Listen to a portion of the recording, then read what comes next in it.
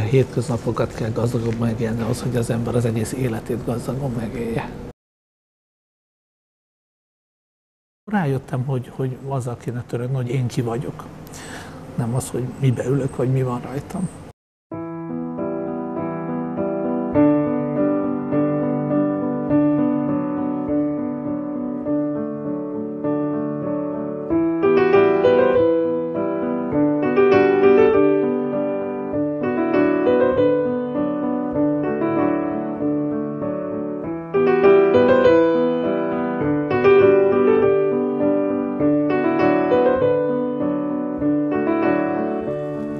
Hihetetlen, hogy milyen gyorsan szalad el 50 év.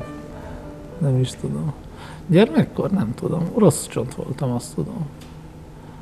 Szegény édesanyának volt vele baja bőven. Mint minden ilyen túlmozgásos gyerek, hát első és kézenfekvő a sport, legalábbis akkor az volt, kézenfekvő. És akkor még jártunk a Grundra focizni, meg verekedni, meg tudod, az még olyan világ volt. Földi Béla 1958. július 14-én született Budapesten. Gyermekkorát Pesterzsébeten töltötte. Egész jól ment a fotball, és aztán fociztam, egész 17 éves koromig én fociztam, és úgy volt, hogy fotballista leszek, mert annyira jól ment. Tínédzserkorban nagyon sok minden múlik azon, hogy milyen a szülői háttér, milyen a segítség, milyen a környezet, hova kerülsz, milyen hatások érnek, sőt, milyen erők dominálnak, tudod, hogy magadra hagynak, vagy vannak ilyen olyan tényezők, amelyek egy bizonyos irányba mindenféleképpen segítenek. Nálad melyik volt? Nálam inkább az, hogy 3 éves volt, amikor elváltak a szüleim, és akkor édesanyám inkább az volt elfoglalva, hogy a család hogy tud létezni. Mindig inkább a munka volt a központi kérdés otthon, mint hogy az, hogy mi lesz a gyerekből. És akkor nekem ez a belső motivációm a mozgás, a sport felé, érted? És valamiféle olyan irány, amiben tudod, a hétköznapokban jól éreztem magam, mert hála Isten valamiért már akkor tudtam, hogy a hétköznapokat kell gazdagabban megélni ahhoz, hogy az ember az egész életét gazdagon megélje. Túl jól ment nekem a fotball, nekem azért nem kellett tenni szinte semmit. Leértem az edzésekre, és mindig a legjobb voltam. 2-3 korosztályjal följebb fociztam, és ott is már nagyon-nagyon ment. De senki nem volt, aki jöjjön és elmondja, hogy kisfiam, te nem látod, hogy ebben milyen perspektíva van, mi minden érték van a lábadban, mi minden lehetne ebből. Szóval ilyesmi nem volt, senki nem mondott semmit. Az én buta fejemre volt bízva, hogy mi lesz belőlem, vagy mi nem. És akkor fontosabb volt egy randi, mint a foci. Szóval nem tudtam ezt, nem irányított senki, nem mondott senki sem. És úgy abban maradt a fotball.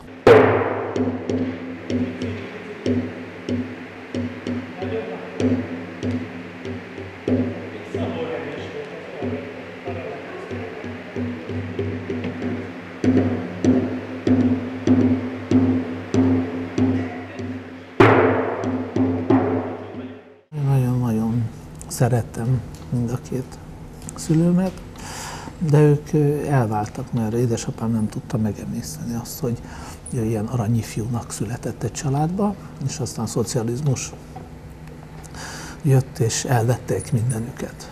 Szóval egyik perc a másikra gondolt, mert gazdag családból szegény lett. Elvettek mindent. Akkor egyik bátyja meghalt a háborúban, szóval ott azért volt egy-két dolog, ami nem jött össze, és ő ezt nem tudta megemészteni, ő egy ilyen nagyon szabad lelkű volt, szerintem én tőle örököltem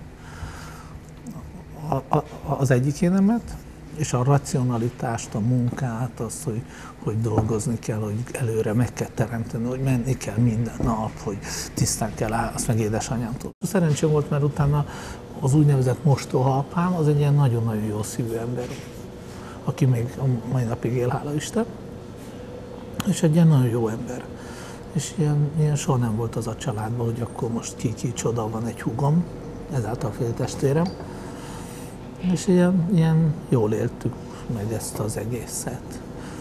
Én egy kicsit nehezen az, hogy mindig apószolni kellett, de aztán később, mikor ahogy nőttem, ugye, akkor már ez nem volt probléma. Hugoddal milyen a kapcsolatod? Nagyon jó, hála Isten, 10 éve fiatalabb, mint én, és nagyon jó, teljesen mások vagyunk, óvónéni,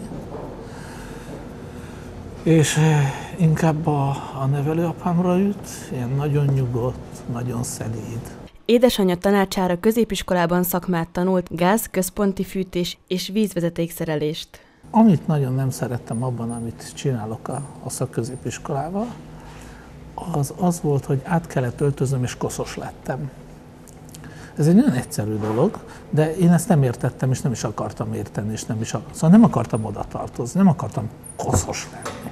Volt egy nagyon rövid, egyéves ilyen köztes, amikor én taxiztam. Akkor a taxizás az egy ilyen hétköznapi embernek, akkor olyan volt, hogy nem lehetett bekerülni, tudod, az ilyen csak protekcióval. Azok sokat kerestek, mert ott borra való, szóval az ilyen És akkor a Zsiguli a legjobb autó volt, hát senki nem járt, csak annál rosszabb. Szóval egy ilyen fiatal hülye gyereknek, mint én voltam, hát ez maga volt a Kánaán. Tiszta vagyok, sokat keresek, autót vezethetek, amire amúgy nem lett volna esélyem, mert a család nem tudott volna venni egy autót, hát ez szuper volt.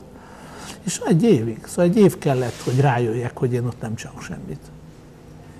És egyik napra a másikra álltam a sorba, fizetésért, és ilyen idős emberek álltak előttem, utánam. És ott álltam, és azt mondtam, te jó Isten, én 20 év múlva ugyanitt fogok állni.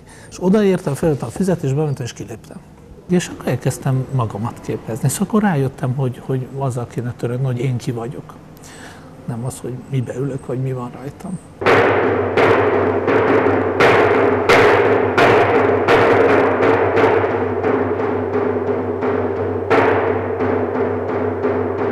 Van egy nagyfiam, 27 éves, és talán most jön a baba, talán ebbe az évbe, szóval lehet, hogy nagypapa leszek. Teljes dráma. Nem, hát ez óriási dolog. Kicsit különbözünk a fiammal, azért jó vagyunk, jókat harcolunk, meg küzdünk. Hát tudod, az ember a saját szemüvegén keresztül látja csak a világot. Kicsit patopálos. Hát nem tudom, hát neki így kerek a világ.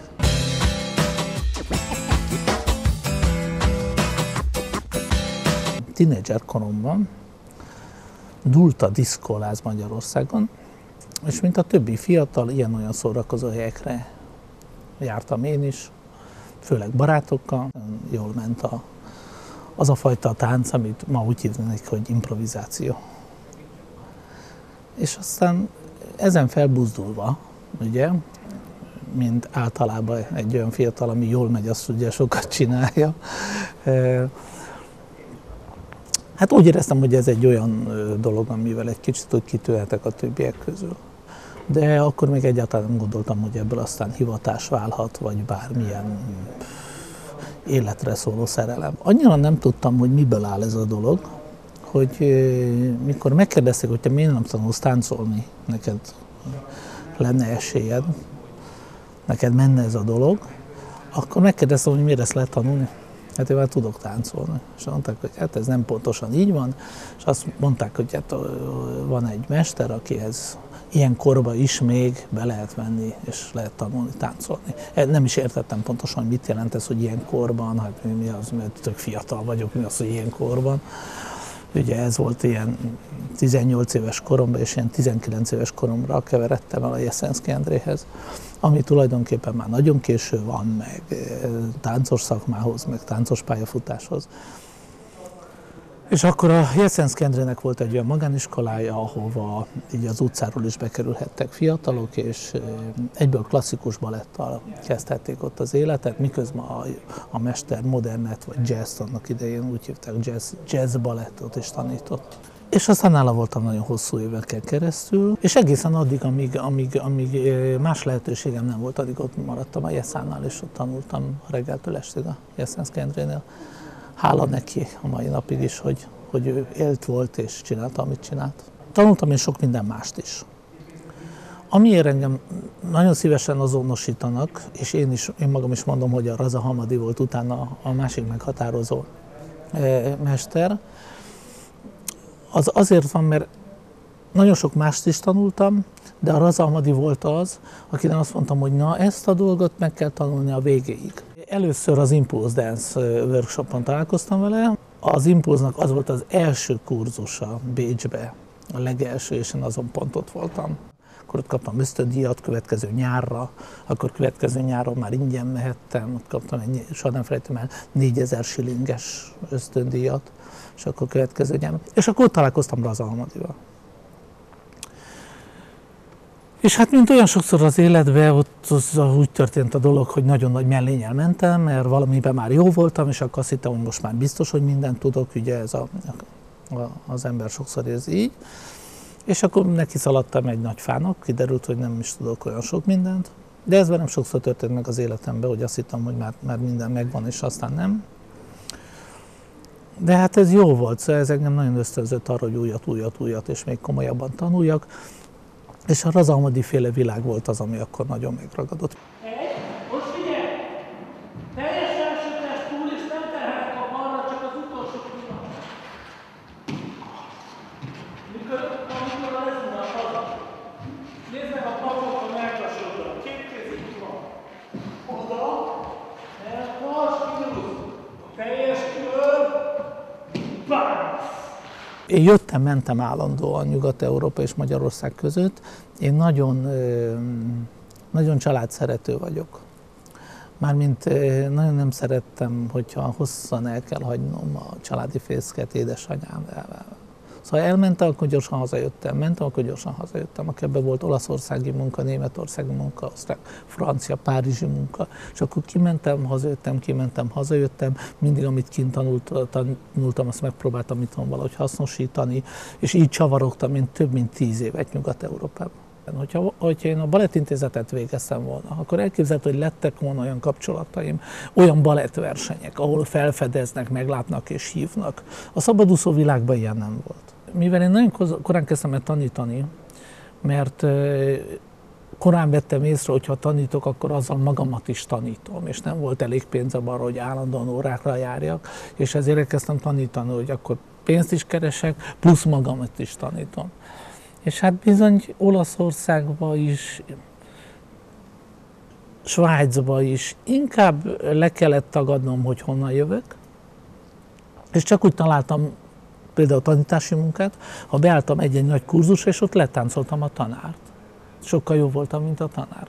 És akkor egyből lett munkám. Ha azt mondtam, hogy én jövök Kelet-Európából, akkor kicsit lesajnáltak. Kicsit úgy, hogy mit akar ez itt? Főleg modernet tanítani. Nagyon éreztem, hogy mindenféleképpen el kell mennem legalább Párizsba vagy Londonba, nagyon megtanulni a nyelvet, és akkor nyugodtan mondhatom, hogy onnan jövök. Szóval volt ilyen periódus. Bécsbe például tanítottam majdnem 2 éven keresztül a táncfórumon. Ha ki volt írva, hogy amerikai a tanár, akkor az többen volt az óra. Teljesen mindegy volt, hogy mit tanított. Mert egy amerikai, főleg, hogyha fekete volt, teltház. És akkor ott meg kellett küzdeni, meg kellett harcolni. És akkor bementem, és akkor sikerült letáncolni az amerikai fekete tanárt, akkor azt mondták, hogy ez honnan jött, ki ez? Ha azt mondtad, hogy Párizsból jöttél, annak egyből volt egy levegője. Párizs, szabá.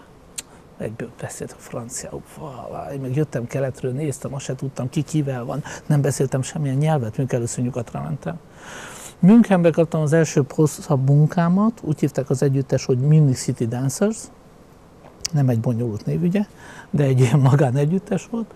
Hát semmilyen nyelven mutogatnom kellett a hamburgeresnél, hogy mit eszek. Szóval ilyen nagyon megalázó évek is voltak ezekben, amikor minden hiányosságomat fel kellett fognom, és tanulni kellett, hogy valahogy teret nyerjek ott ki.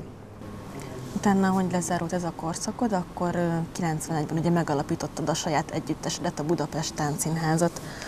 Ez az ötlet honnan jött, hogy neked saját együttes kell?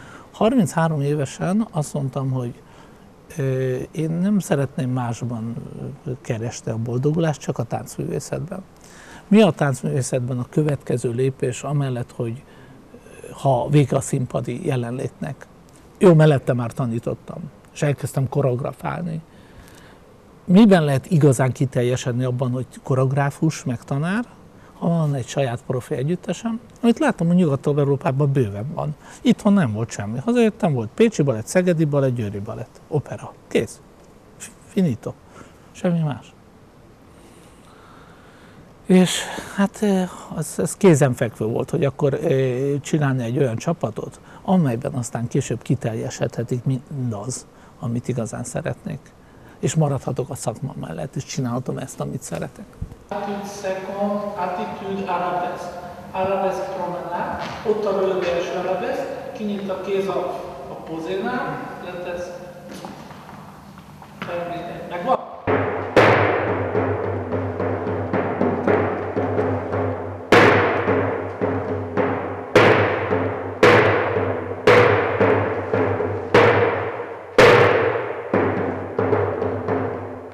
Nagyon új volt, amit én csináltam itthon. Nagyon-nagyon új volt. Szóval nagyon nem láttunk még itthon ilyesmit. És nagyon tetszett, nagyon szerettek a tanítványok. Sok tanítványom volt. Mindig sok tanítványom volt. Mai napig sok tanítványom van. Tulajdonképpen büszkés vagyok rájuk, mert nagyon a Budapest Táncszínház 20 év alatt az előadások mellett, a nemzetközi szereplés mellett, a hazai szereplés mellett, amit adott a Magyar Táncművészetnek a Budapest Táncszínház, az nagyon-nagyon sok. Koreográfusok, tanárok, harangozó díjasok, érdemes művész is van köztük. Főiskolán 5-en tanítanak most a tanítványok közül. Ha azt mondom neked, hogy voltunk olyan táncfesztiválon, Montreuxben, nyári táncfesztiválon, hogy 4 együttes volt, és videó alapján lettünk meghívva, hogy videókazettát küldtem el. És Anne-Marie Porras, Franciaország, Bruce Taylor, kedves barátom, Párizsi Opera, Budapest Táncszínház. Párizsi Opera. Nem érti senki. Hazajöttem, hazahoztam a plakátot, meg mondtam a K. Zsuzsának, nem tette be a táncművészetlapba. Azt mondta, hogy ez lehetetlen, hogy te a Párizsi Operával. Hát mondom, tényleg lehetetlen. Mindig nagyon alacsony volt az együttes támogatása, 20. kerületben egy kis művelődési házba, a Csilibe, akiknek nagyon köszönöm, dolgoztunk 15 éven keresztül, struktúra, minden nélkül, és akkor föllépünk Montreuxbe 1000 ember előtt nyitott. És akik ott a fesztivál off együttesek voltak, azokat itthon kegyetlenül támogatták. Mi meg a fesztiválon voltunk. Képviseltük Izraelben egy hétig Magyarországot egy kulturális fesztiválon, Budapest Kulturális Hét. Felléptünk a Suzanne Delába, felléptünk Jeruzsálembe. Voltam Moszkvában 2-szer hatalmas színházakban. Franciaországban nem tudom hányszor, Párizstól Limousig. Most utoljára Vichybe voltunk az operába. Mi másnak nem nagy dolog, de nekem 1000 ember. A Napóleon építette. Pont olyan, mint a Párizs Operaház, csak egy kisebb, de ugyanaz. 1000 ember. Van egyfajta tánckultúra, amit én úgy definiálok, hogy európai modern tánc, de nem csak én, Nyugat-Európában is sokan, amely a klasszikus balett és a különböző amerikai modern táncok hatására, és különböző mozgásszínházi hatásokra reagálva, változva, egy nagyon-nagyon-nagyon gazdag nyelvet dolgozott ki, amivel nagyon-nagyon sok mindent lehet csinálni. És ez csak a szakmai alap, amiről most beszélek. Nem beszélek most művészetről, ma ez egy másik kérdés. De ez egyfajta szakmai alap. Tudok beszélni egy nyelven, és akkor azon a nyelven megpróbálom kifejezni magam. Ha nem tanulok meg azon a nyelven egy szót se, akkor nem tudok azon a nyelven beszélni. Csak hogy érzed. Nálad hogy születik meg egy darab? Nincs olyan recept, hogy így. Sok minden nem múlhat. Először is a legjobb az, hogyha eszembe jut valami, amiről szeretnék beszélni. Azt mondom, hogy ezt meg kell csinálni. Fölállítom a dramaturgiáját az egésznek, megalkotom a fejembe, leírom, elkezdek hozzá zenét keresni. Ez egyik legjobb változat.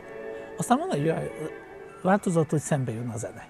Wow, de jó zene! Ezt mindenféleképpen meg kéne fogalmazni mozgásban, érzésben, miről szól ez a zene, nekem mit mond ez a zene. Én hogy meséljem el a nézőknek, hogy nekem miről szól ez a zene, milyen illata van, milyen a kora. Ez is egy jó változat. Aztán van olyan változat, hogy csináljunk egy ilyen darabot, mert arra most szükség lenne, mert az jó lenne a repertoáromon, és el lehet adni. Olyan is volt már, hogy azt mondták, hogy megcsinálnád ezt a darabot, szerintünk te jól meg tudnád csinálni. És akkor elgondolkoztam rajta, hogy miért ne csinálnám meg? Nem olyan nagy baj, hogy nem az én ötletem volt, hogy csináljam meg. Majd elkezdek vele dolgozni, és megcsinálom, akkor úgyis az enyém lesz. És aztán természetesen van az együttesnek repertoárja, abban gazdagabb, ugye, és sokoldalúbb, hogy hívok vendégkoreográfusokat, és azt is azon meggondolásból, hogy minél több mindent kapjanak a táncosaim, és rajta keresztül a nézők. Minél sokoldalúbb legyen az együttes, minél nemzetközibb.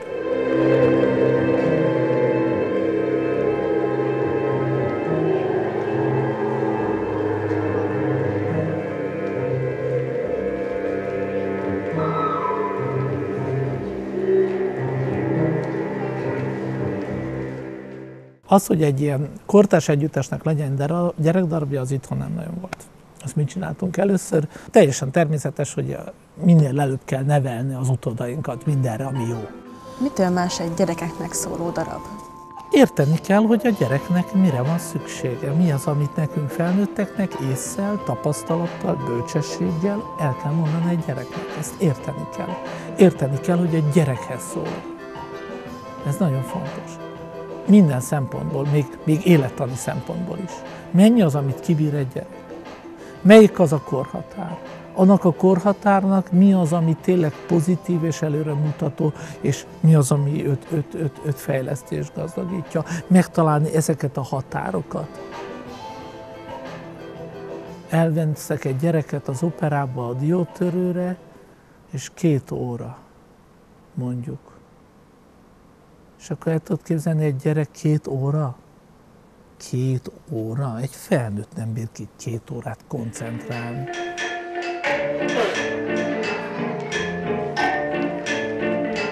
A táncművészetet úgy adagoljuk, ahogy azt kell, akkor majd később eljön ifjúsági darabra, és később ott lesz a felnőtt előadásokon. És érteni fogja, mi az, hogy nonverbális kommunikáció, a vizuális érzékenysége, a mozgásra és a mozgás által felé sugalt mondani valók, azok egyértelműbbek lesznek. Még akkor is, ha nem biztos, hogy meg tudja fogalmazni, akkor is érezni fogja, hogy aha, erről van szó. Így lehet következő nemzedéket nevelni a táncművészet számára. Minél előbb elkezdeni, és aztán mindig jót csinál.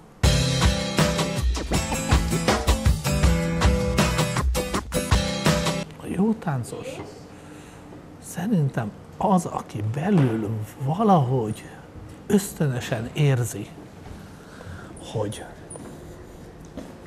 mi emberek hozunk valamit magunkkal, ahogy születtünk a múltból, és azt nem tudom, hogy ki adja nekünk, amit úgy hívnak, hogy kultúra. Ez a dolog felismerhető, felébreszthető, fejleszthető, alkalmas arra, hogy ne csak magunkat gazdagítsa, hanem a társadalmat is, amiben élünk, a többi embert, aki körülöttünk van. Ugyanis az a felismerés, hogy mi egy közösségi lény vagyunk, mi emberek, az nagyon-nagyon fontos, és ezeknek a dolgoknak valahol mélyen, tudatosan kell benne lenni. Szóval ez nem megtanulni kell. És akkor felfogja azt is, hogy a művészetnek mi a szerepe a társadalomban, miközben realizálja, hogy az élet, a társadalom körülöttünk, az pedig ennél sokkal egyszerűbb, sokkal materiálisabb. Annak a művészetnek az egzisztenciája, amit csinál, azzal meg kell küzdeni. Közben minden nap meg kell küzdeni önmagával, az összehasonlítással, a saját maga elvárásaival, egy csomó mindennel. És ennek ellenére, hogy ezt látja, megérzi, mégis azt mondja, hogy ez az, amit én szeretnék csinálni az életemben, mert ebben hiszek, ez jó.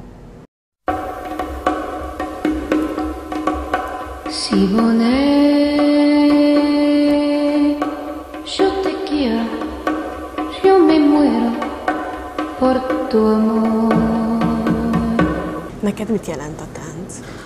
Hát nekem az egész életem, hát én nem tudom, nekem minden. Nekem reggeltől estig, meg az éjszakáig, meg nekem minden a tánc.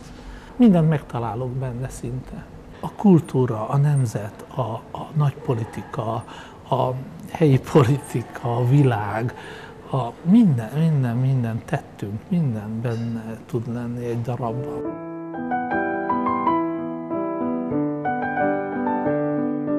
Ha többet látsz a világból, akkor sokszor egyértelműbb, egyenes válaszokat tudsz adni az élet kérdéseire, ugye? Mert azt mondod, hogy Igen ám, de annak van egy veszélye. Mégpedig az a veszélye, hogy a túlzott tudatosság bekorlátoz, és nem adja meg azokat a lehetőséget, amit a felfedezőnek van, tudod? Amire nem gondolhattál, nem számolhattál, nem...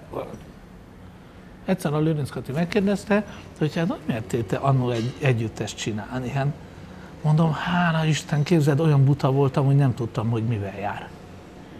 Mert ha tudtam volna a mai eszemmel, hogy mi kell hozzá, akkor lehet, hogy fordítva kezdtem volna, akkor azt mondtam volna, hogy előbb legyenek meg a feltételek, majd utána. Hála Isten, nem így történt. Hanem úgy történt, hogy nem számít, le vannak tojva a feltételek, csináljuk, majd egyre jobb lesz. És tényleg így lett, és mindig egy picivel jobb lett. És a mai napig, step by step, 20 éve vagyunk, és mindig egy picivel jobb. És még mindig nincsenek meg azok a feltételek, ami az álmom, hogy... És az nem nagy dolog, nehogy azt hidd. Szóval az álmom, a feltételek, az nem nagy dolog. Mi az álmod? Álom? Hogy egyszer olyan körülményei legyenek az együttesemnek,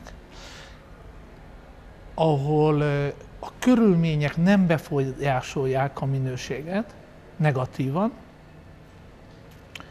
és mindaz, ami ebben benne van, az tényleg megszülethessen, ami már nagyon sokszor megszületett, de mindig belehal attól, hogy a körülmények rosszak. Értsd ez alatt, én egy 10 fősnél nagyobb társulatot soha nem szerettem volna. De az a 10 fő keressen annyit, hogy ne kelljen azzal foglalkozni, hogy mi van ezután kinn a magánéletben, hogy ki tudja fizetni a kis dolgait. És most nem arra gondolok, hogy hanem normális körülmények között, mint akárhol Nyugat-Európában, bárhol egy rendes együttes. Legyen meg az a fajta kiszolgáló személyzet, amihez szükséges, legyen annyi pénz a promócióra, ami a mai világban az teljesen normális. Szóval a körülmények adottak lehessenek ahhoz, hogy az a dolga, amit mi tudunk, amit én tudok, és amit én létre tudok hozni, és amiről már kiderült, hogy az egész világon szeretni tudják, és el tudom adni, és működik, mert nonverbális, mert egyetemes, azt csinálhassuk azon a szinten, mert az elmúlt 20 évben ez úgy történt, hogy megszületett, elhalt, újra született, elhalt, újra született, elhalt, és mindig kegyetlenül hátrányos helyzetből kellett megcsinálni. Kegyetlenül hátrányos helyzetből.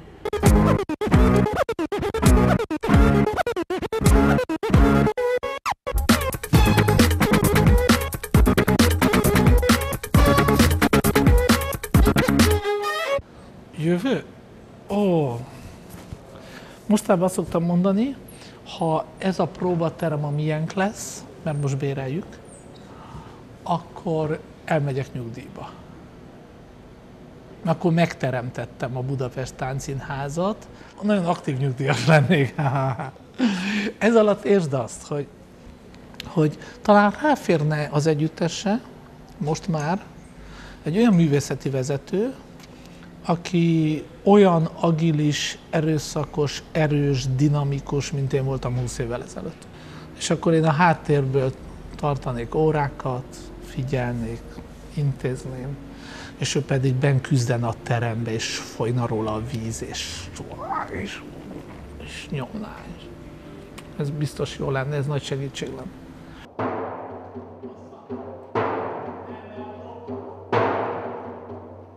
Hirtelen, indulatos, nagyon emocionális pacák vagyok, ami nagyon sokat puhult az elmúlt 20 évben.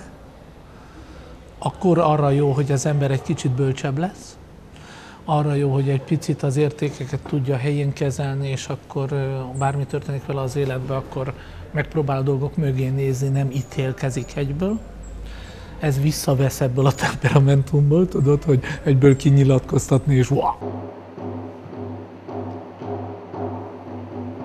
Ami egy szempontból ugye nagyon jó, mert egy okosabb dolog, más szempontból az ember kicsit úgy érzi, hogy elpuhult.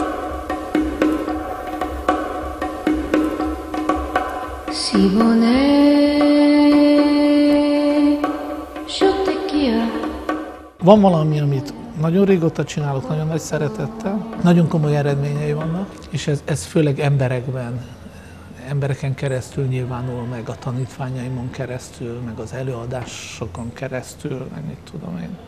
És ez nagyon jó. Azért nagyon jó, mert ez a hozadéka csak a dolognak, ez nem a cél, tudod? Hanem maga a cél, ez bejönni minden nap a terembe, csinálni, elkészülni a darabba, jót csinálni, jót adni az embereknek, tudod? És akkor mellette meg van ez az óriási hozadék, hogy azt látod, hogy ez tényleg hasznos, meg tényleg jó, meg sok embernek ad.